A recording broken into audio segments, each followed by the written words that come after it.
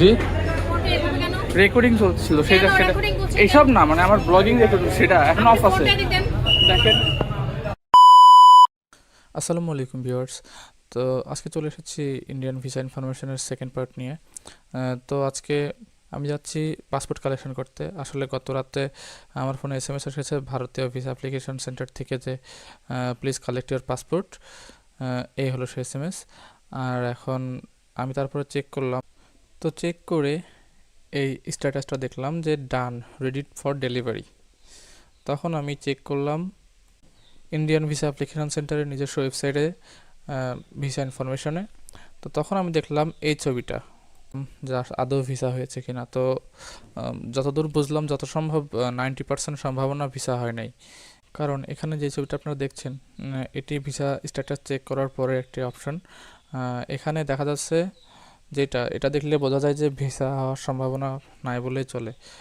কারণ ভিসা যদি হইতো তাহলে এই জায়গায় শুধু আন্ডার প্রসেসিং লেখা থাকতো, এত কিছু লেখা থাকতো না। যাই হোক, এই বিষয় বিস্তারিত আর একটা ভিডিও একদিন আপনাদের সাথে শেয়ার করব। তো এখন আমি যাচ্ছি ভিসা বাদে পাসপোর্ট কালেক্ট করতে। মনে হয় না ভিসা হয়েছে, আমি মোটামুটি শিওর। এখন ঢোকার সময় অলরেডি আমার একবার গার্ড ধরছে। এটা নিয়ে একটা অকারেন্স ঘটে গেছে যে আজকে ভিডিও করার সময় নাকি ভিডিও করার অনুমতি নেই। তো অলরেডি আমার একবার মানা করছে যে ভাই আপনি ভিডিও করিয়েন না, ভিডিওরে ক্যামেরা নেওয়া মানা, ফোন ব্যবহার করা মানা। তারপরেও আমি ভিতরে এসে আবার রেকর্ডিং করতে চালু করছি। এখন সামনে দেখলাম অনেক ভিড়, তো ভাবছিলাম যে অনেক ভিড় হবে, বাট এখানে সব কিছু অর্গানাইজ থাকার কারণে ভিড় তেমন একটা হয় নাই। তবে ঝামেলা হয়েছে আমার এই ফোন নিয়ে নেওয়ার কারণে।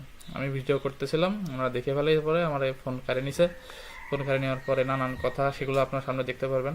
সেগুলো আমি পরে ওদের সামনে রিলেট করছি, বাট ট্রাস্ট থেকে আবার বের করে নিয়ে এগুলো শেয়ার করতেছি আপনাদের সাথে। বেশ বড়সড় একটা রিস্ক নিয়ে ভিডিও করছি বলা যায়।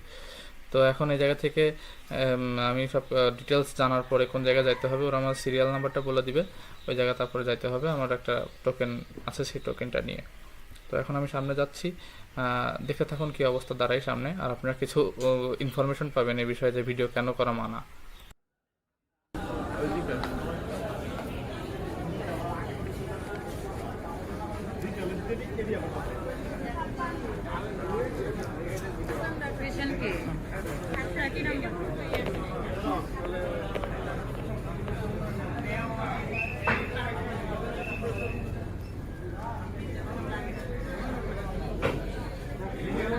ভিসাটা তো ক্যান্সেল হয়েছে ভাই।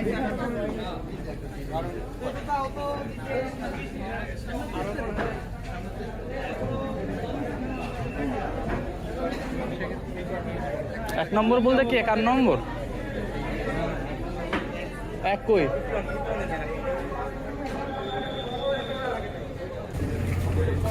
আসল হ্যালো ম্যাম, আমার ডেলিভারিটা সিকিউরিটি গার্ডকে জিজ্ঞাসা করুন, কাউন্টার নাম্বারটা বলে দিন। এই জায়গাটা ধরেন গ্যাঞ্জামটা বাঁধেছে। ম্যাডাম আমার ফোন ধরে রাখা দেখছে, এখন বলতেছে যে আপনার ফোন কেন। আমি তখন বলছি যে আমি তো ভিডিও করতেছি, ব্লগ করতেছি। তখন উনি ফোন নিয়ে ফোনটা দেন, নানান ঝামেলা। দেখেন কি হয়, সেটা এখন অফ আছে। ফোনটা দিতেন। দেখেন ব্লগে রেকর্ডিং চলছে, দেখেন আপনি দেখতে পারেন কোন কেন এখানে কি বলা হয়েছে? শামিন এখানে কি করতেছে?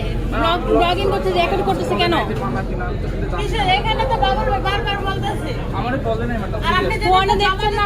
সেদিন কত ওদিকে অনেক লেখা ছিল। ওই জায়গা বাট ওই জায়গা লেখা আমি এটা জানি না যে পার্সোনাল হোক যে হোক, এখানে কোনো মোবাইল ইউজ করা ঠিক ইয়া না। বলো আর ওনাকে ওই যে ইয়েতে পাঠাও।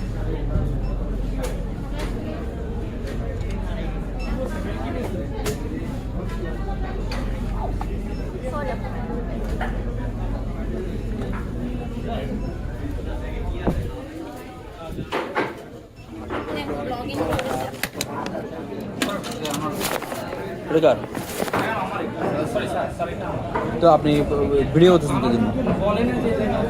কেন এটা এম্বাসিতে আপনি জানান না? ভিডিও সব জায়গায় লেখা আছে, ভিডিও ভিডিও খেয়াল করি না যে জায়গা লেখা আছে কিনা। আমি তো বলতাম নিজে personal blog daily blog record করি, ঠিক আছে? এখন আমি আনতেছি না এটা। তা আপনি এই এম্বাসির মধ্যে আপনি ব্লগিং করবেন না, মানে এটা মানে কোন ধরনের কথা? আপনি ট্যুরে ভিসা নিয়ে ট্যুরে যাবেন, ওখানে ব্লগ করবেন, এটা নিয়ে ব্লগ করার কি আছে?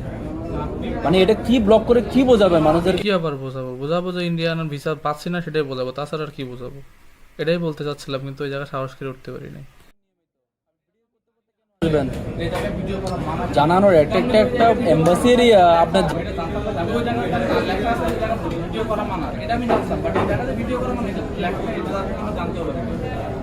তো যাই হোক, বহুত ঝামেলার পরে, ঝামেলা বলতে তেমন কিছু না, যে পাসপোর্টটা নিয়ে বাইরে আসলাম, এখন দেখি ভিসা হয়েছে নাকি। তো মনে হয় না হয়েছে, তাও আর একবার চেক দিই, না হয় নাই ভাই, ভিসা হয় নাই। আমি শিওর ছিলাম, মোটামুটি বলা যায় 90% শিওর ছিলাম যে ভিসা হয় নাই, আর বাকি 10% কপালের উপরে ছাড়িয়ে দিয়েছিলাম যে যদি ভাগ্যে থাকে হবে। তো আমি কয়েকটা পেজ উল্টা উল্টা দেখতেছি যে ভিসা হয়েছে কিনা, আসলে তো ভিসা হয় নাই। তো যাই হোক, মূলত সমস্যা হচ্ছে এখন Indian visa, double entry visa প্রধানত দিচ্ছে না বললেই চলে। তো আপনারা সবসময় চেষ্টা করবেন প্রথমে নর্মালভাবে আবেদন করে দেখতে, যদি হয় হয়ে যাবে, আর যদি না হয় তাহলে ভাই আপনার দরবেশ বাবা ধরা ছাড়া আর কোনো উপায় নাই, দরবেশ বাবাই ধরতে হবে, আর দরবেশ বাবারে দিয়ে করতে হবে, তাছাড়া উপায় দেখলাম না। আমি অলরেডি কয়েকটা জায়গায় কথা বলছি, কয়েকটা জায়গায় আমার সরাসরি বলছে 62,000 টাকা লাগবে, 42,000 টাকা লাগবে, মানে 45,000 টাকা লাগবে, এগুলো কমন হয়ে গেছে, মানে চারিদিকে ঘুরে বেড়ায় সব দরবেশ। ওরা বলে যে ভাই কি সমস্যা, তখন যদি বলে যে ভাই আপনি যদি বলেন যে আমার এই ভিসা করবো, এইটার জন্য আসছি। তো যাই হোক, নানান বিষয় দেখালাম আপনাদের, আর আপনারা অন্তত কেউ ভিতরে রেকর্ডিং করতে যায় না, আমার মতো ধরা খায়েন না। তো তারপর আমি রেকর্ডিং শেষ করে যা থেকে পাসপোর্টটা নিয়ে আরেকটা জায়গায় কথাবার্তা বললাম দরবেশের সাথে। তো কথাবার্তা বলে এখন আবার কুষ্টিয়ার কথা রওনা দিচ্ছি। তো সরাসরি তো কুষ্টিয়া যা থেকে আসা যায় না, ওই জায়গা থেকে আমি আবার গাবতলী আসতেছিলাম।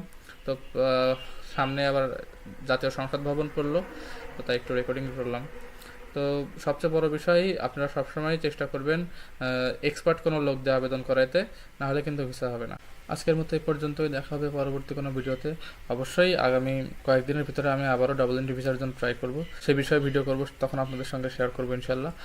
তো আল্লাহ হাফেজ।